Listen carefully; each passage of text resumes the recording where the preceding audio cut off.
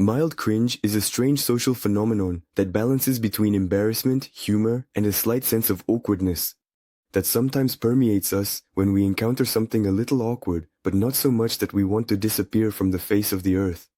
It's like hearing someone sing at the top of their lungs after mixing up the words to a song, or seeing someone accidentally say hello to a mannequin in a store, and then, upon noticing it, trying to pretend they were just testing its strength. Mild cringe is common on social media, where someone, without understanding, writes under a photo of a celebrity, "Who is this?" or confuses famous quotes, passing them off as their own. It's like when a person tries so hard to seem smart that they accidentally make a silly mistake with the simplest word. And the comments immediately fill up with polite corrections, disguised as friendliness. Often, slight cringe becomes part of a cultural phenomenon.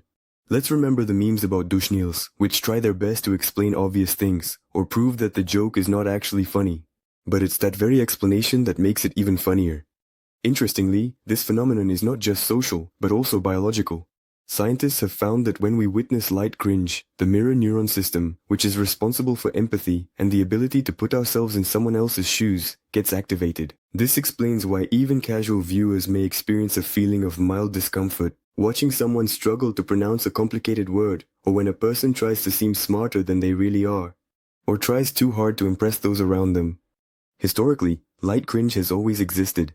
In the medieval courts of Europe and Asia, court jesters used it in their performances, creating moments of controlled embarrassment in gatherings to make the atmosphere less tense. Social media delivers us daily doses of minor awkwardness. Someone's mixed up messages, failed jokes in the comments, posts written with excessive seriousness. Medium cringe. It can no longer be simply ignored, but it is not yet that bad. To cause physical pain from embarrassment, this is the moment when the situation becomes so unfortunate that you can't just smile and pretend nothing happened.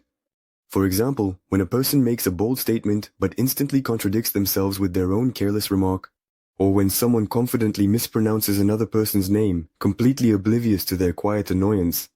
Social interaction researchers have found that our brains respond to such moments.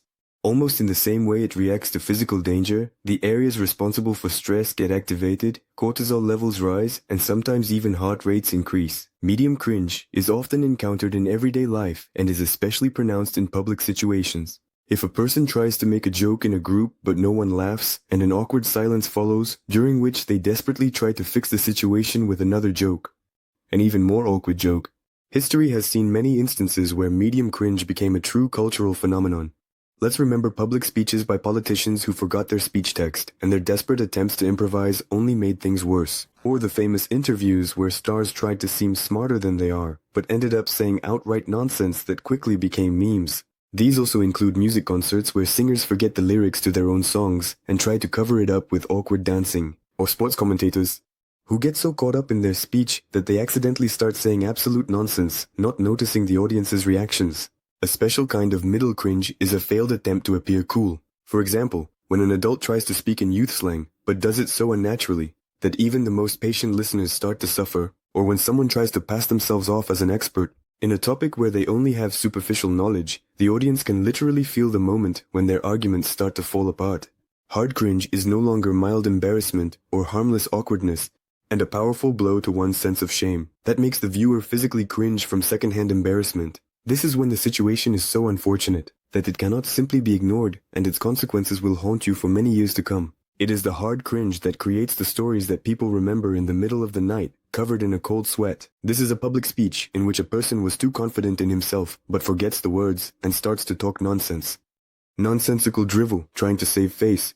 It's a love confession in front of 100 people that ended with a short and painfully awkward rejection. Sometimes it drives people to the point where they quickly delete their accounts, they move to another city, or pretend they never existed. History is full of examples of such cases. One of the most famous incidents happened at a beauty pageant, when the host announced the wrong winner, and then, realizing the mistake, had to publicly take the crown away from her and hand it to another girl. It's when a rapper during a battle tries to say something humiliating to their opponent, but forgets the rhyme and gets stuck in painful silence, while the audience looks at him with pity and confusion.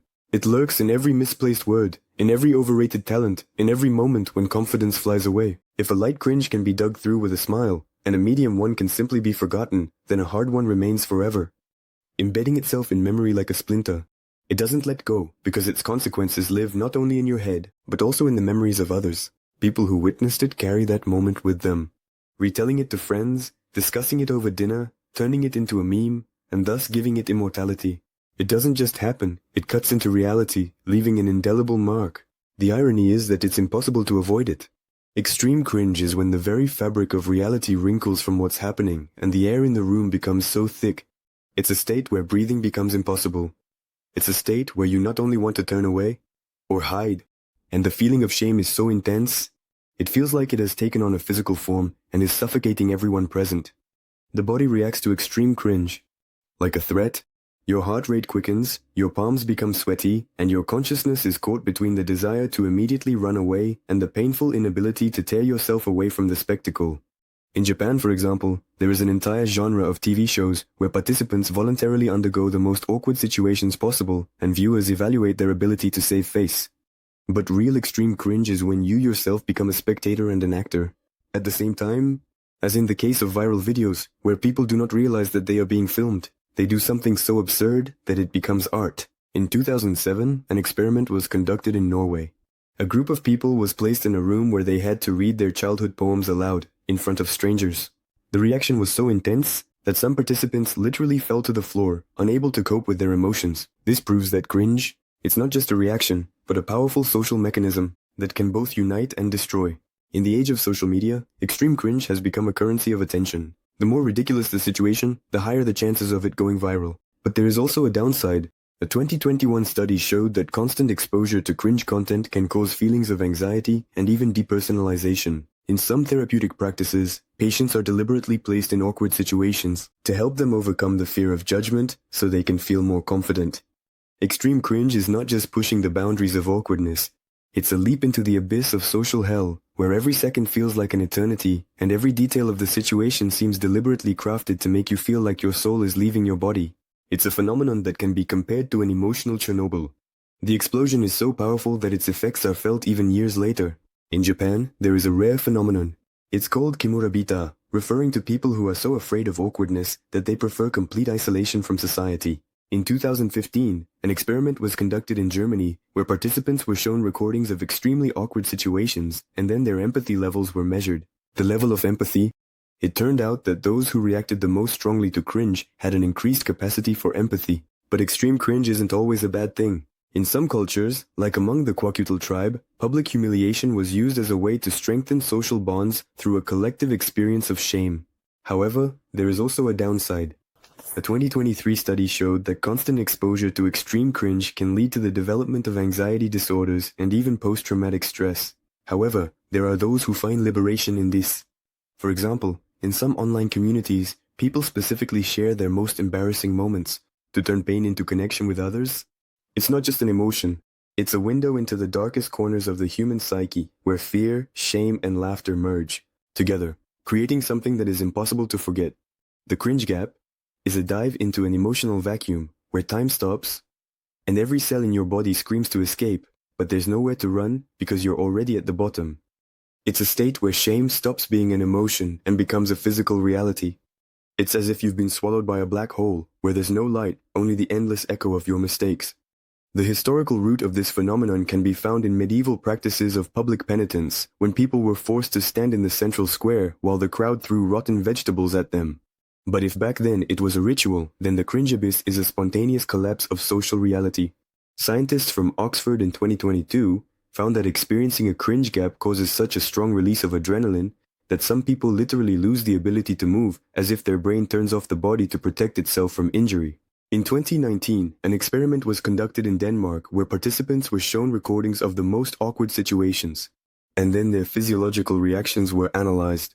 It turned out that those who reacted the most strongly to cringe showed signs similar to the symptoms of a panic attack. Constant exposure to the cringe gap can lead to the development of dissociative disorders. When a person starts to perceive themselves as if from the outside, they constantly think about how not to look cringe in front of others. Also, don't forget to subscribe to the channel, give it a like, and hit the bell. Also, write in the comments how much cringe you've experienced.